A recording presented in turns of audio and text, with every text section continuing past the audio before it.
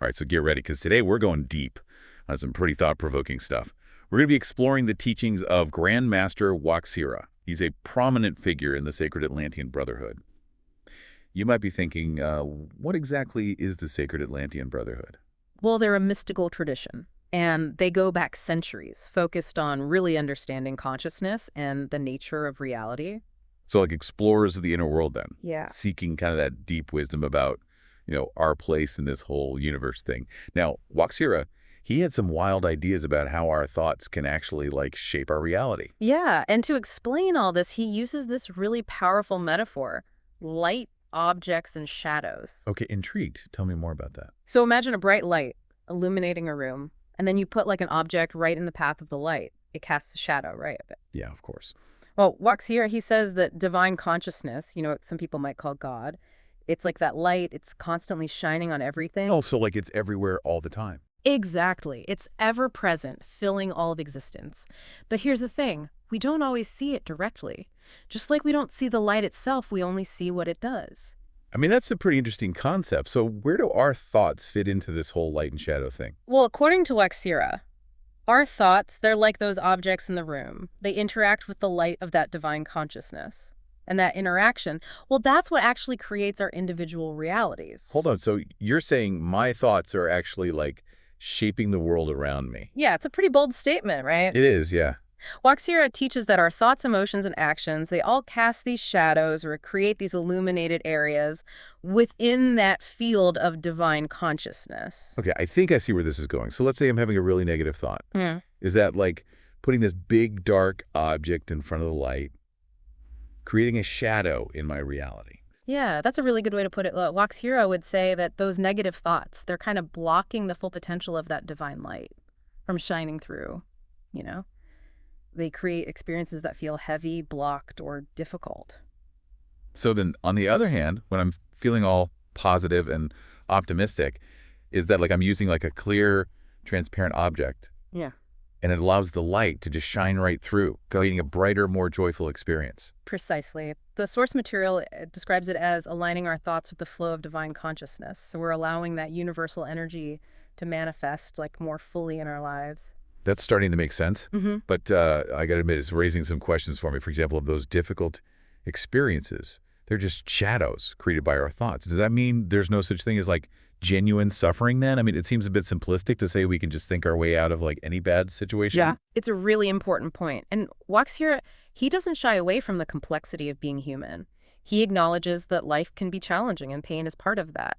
But what he really emphasizes is that even within those tough experiences, that divine light, that consciousness, it's still there.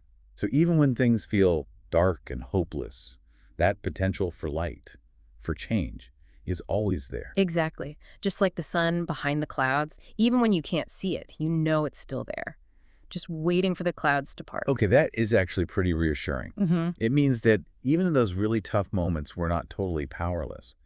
But how do we access that light? How do we start shifting our thoughts to create like a more positive reality? Well, this is where things get interesting. What Sierra suggests that the key is to develop a deeper awareness of our own minds. He talks about he talks about the importance of like self-knowledge, Yeah. of really understanding the patterns and beliefs that drive our thoughts. So it's not just about like thinking positive thoughts. It's about understanding where our thoughts come from in the first place. Exactly. He calls it illuminating the shadows of the mind. It's about recognizing those negative thought patterns and understanding why we keep creating those shadows in our lives. I see. So it's like if you keep bumping into the same piece of furniture in a dark room, Mm-hmm. eventually you'd want to figure out why it's even there Yeah. and maybe move it. So how do we actually illuminate those shadows? What does WaXhira suggest? He emphasizes the power of mindfulness and meditation. These practices, he says, allow us to step back from our thoughts and observe them without judgment, kind of like watching clouds drift by. Oh, that's a great analogy. So it's like creating some space between ourselves and those thoughts Mhm. so we're not so caught up in them. Mm. But I got to be honest, the idea of meditation can be a bit intimidating. It seems like something only monks on mountaintops can do. Is it really possible for like everyday people to achieve that level of awareness? Oh, that's a common misconception. Waxhira believed that anyone can cultivate this awareness. With practice and dedication, of course. He compares it to training a muscle. At first, it might feel awkward and unfamiliar, But the more we meditate, the stronger our mindfulness muscle becomes.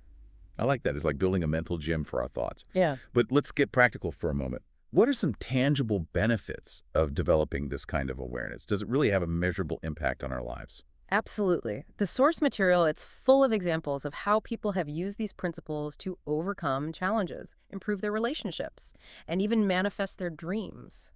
WaXhira believed that as we become more conscious of our thoughts, we gain a greater sense of control over our experiences. We're no longer just reacting to life, we're actively shaping it.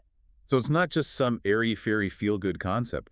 There's a real practical power in understanding how our thoughts create our reality. Hmm. But that raises another question for me. If we're all interconnected through this divine consciousness like WaXhira suggests, does that mean our thoughts can influence other people's reality too? It's a fascinating question, and one that WaXhira explores pretty in depth. He believed that our thoughts do have an energetic impact on the world around us. So it's like we're all contributing to this collective tapestry of reality with like the colors of our thoughts. And depending on the colors we choose, we can either add to the beauty or, create disharmony. Yeah, that's a beautiful way to put it.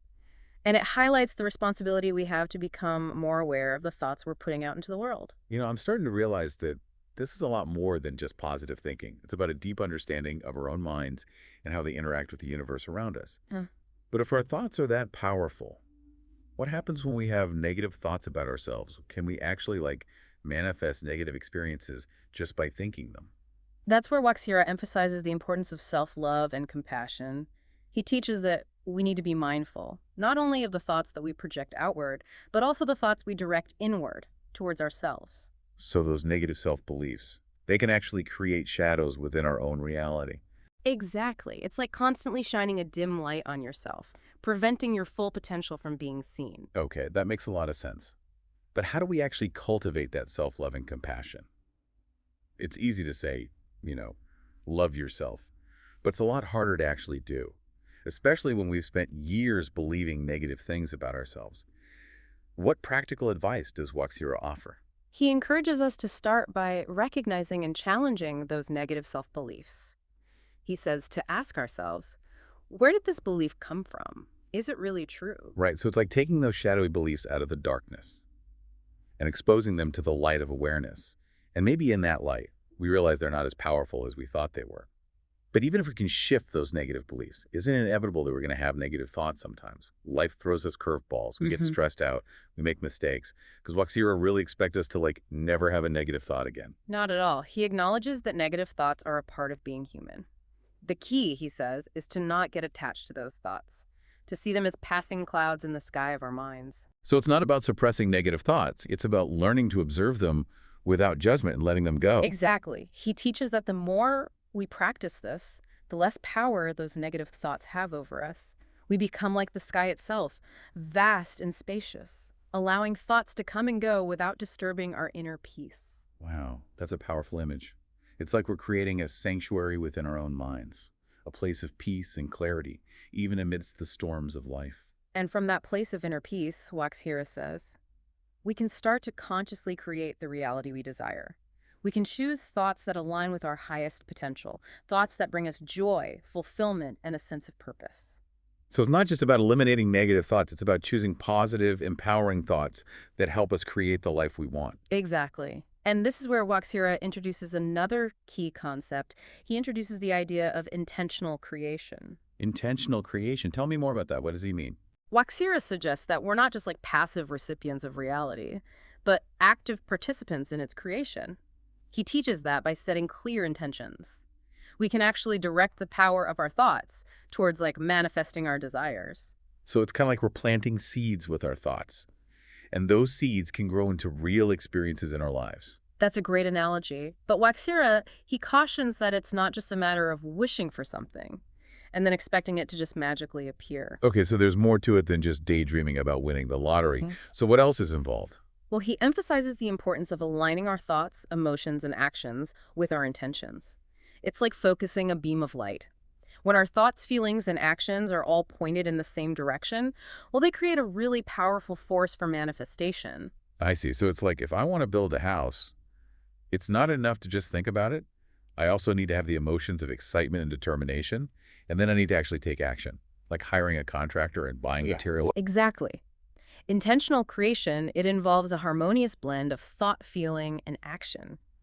But WaXhira also acknowledges that sometimes, even with the best intentions, we might encounter obstacles or setbacks. So what happens when our intentions meet resistance? Does that mean we're doing something wrong? Not necessarily. He says the universe sometimes has a different timeline than we do. Our intentions might be on track, but there might be lessons we need to learn or experiences we need to have before those intentions can fully manifest. Oh, so it's like the universe is saying, okay, I hear your intention, but hold on a minute. There's something else you need to learn first. That's a great way to put it. And those delays or detours, they aren't necessarily bad things.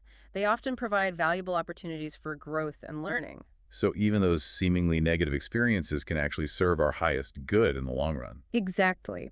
WaXhira emphasizes that everything happens for a reason, even the things we might initially perceive as setbacks. Okay, that's a really empowering perspective. It means that even when things don't go according to plan, we can trust that there's a greater wisdom at play. But how do we know if our intentions are truly aligned with our highest good? What if we're accidentally manifesting something that's not actually good for us? That's where intuition comes in. WaXhira stresses the importance of listening to that inner voice. You know, that gut feeling that tells us whether we're on the right track. Oh, so it's not just about thinking positive thoughts. It's also about tuning in to our inner guidance system. Exactly. He teaches that our intuition is a direct connection to that divine consciousness, that source of wisdom that knows what's truly best for us. So if we learn to listen to our intuition, we can be more confident that our intentions are aligned with our soul's purpose. That's the idea. And as we practice listening to that inner guidance, we become more adept at navigating the twists and turns of life, knowing that we're always being guided towards our highest potential. Wow, this has been a truly fascinating deep dive. We covered a lot of ground, from the light and shadow metaphor to intentional creation and the importance of intuition. As we wrap up, is there anything else you'd like to share about WaXhira's teachings that might help listeners apply these principles in their own lives? You know, WaXhira reminds us that this is a lifelong journey of self-discovery and growth. There will be times when we forget these principles, when we get caught up in negative thoughts, or when we feel lost and uncertain. But he encourages us to always remember that we have the power to choose our thoughts, to shift our perspective, and to create a reality that aligns with our deepest desires. So it's not about achieving perfection, it's about progress. It's about continually striving to align our thoughts and actions with our highest potential. Exactly. And as we embark on this journey, it's helpful to remember WaXhira's words. The light of consciousness is always within you, waiting to be awakened. Well, there you have it, folks. A deep dive into the powerful teachings of Grand Master WaXhira. Hopefully this exploration has sparked some new insights and inspired you to tap into the power of your own thoughts. And remember, the journey of self-discovery and intentional creation is an ongoing adventure. Embrace the challenges, celebrate the victories, and always remember that you have the power to create a reality filled with light, love, and abundance. Until next time, fellow deep divers, Yeah. keep exploring, keep learning, and keep shining your light.